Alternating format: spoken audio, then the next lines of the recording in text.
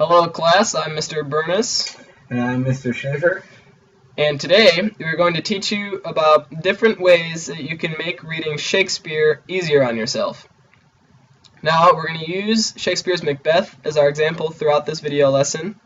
And we're just going to look at different ways that you can break down the old Elizabethan text and make it in a way that you'll be able to understand it and absorb more of the information. Now first, what you see here is the original text, and you can see that it can be hard to understand when it uses words like hurly-burly and air, the set of sun, because this isn't what we're used to today in modern reading. I'm pretty sure you can click on these words and get a definition of them. So this is one way that you can read through the original text and get a better understanding of what these words mean. But an easier way to do this is in our upcoming example, because if you're reading through the original and click on every highlighted word that you don't know, it could take a long time. But one of the best ways that you can convert Shakespeare's language over into modern day text is look up what is called No Fear Shakespeare on sparknotes.com. No Fear Shakespeare brings up the original text next to the modern text so you can see the different translations side by side. Alright, so like Mr. Burness said, No Fear Shakespeare parallels both the original text with a modern translation of Shakespeare's work. This can be just very beneficial because you can read in the original text and then instantly look over and just see a modern phrase of what he's saying. So as a great example, you see right here is when the hurly-burly's done, when the battle's lost and won. That's in the original text. And we see that right on the right-hand side that in modern language it just means we'll meet when the noise of the battle is over and when one side has won and the other side has lost. So this is just great for students that they don't have to look up definitions. It's right there for them to use.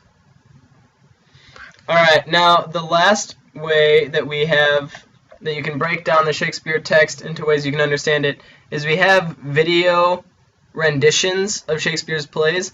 Now these aren't the best option because producers of plays frequently leave out important text and kind of shorten soliloquies, so you only get the main idea and not the whole thing.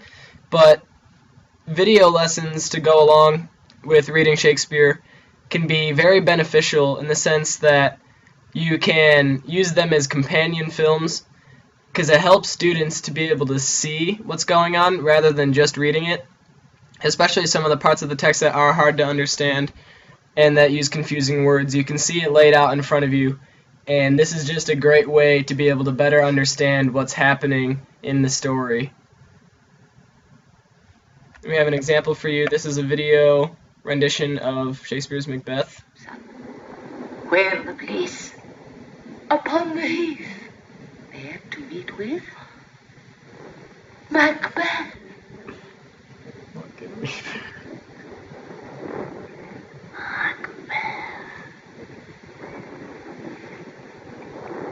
I come, Grey Malkin, as of course.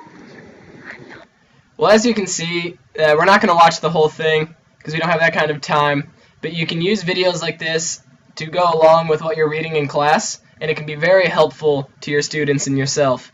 Now, Macbeth isn't the only example you can use this for. You can use this for many things, including Shakespeare's Othello, or even the Twelfth Night, or What You Will. And this isn't limited to just Shakespeare. Any of the old English authors that are confusing to read, such as Geoffrey Chaucer, or John Milton, or even Shakespeare's contemporary Christopher Marlowe, who's famous for Dr. Faustus, they all have hard-to-read text, and there's video companions that go along with them, and they can make it very easy to understand, and I highly suggest using these to go along with what you're reading.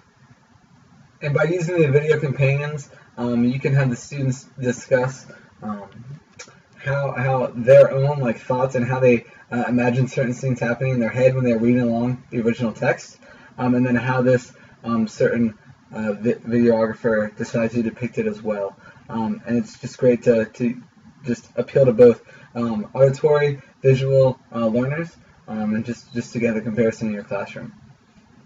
Yeah, now just for a quick review for what we talked about in this lesson. First, you just have the original text. Now you can choose to just read the original text if you'd like, and maybe you're good at finding out what the words mean yourself, or that's just how you prefer it.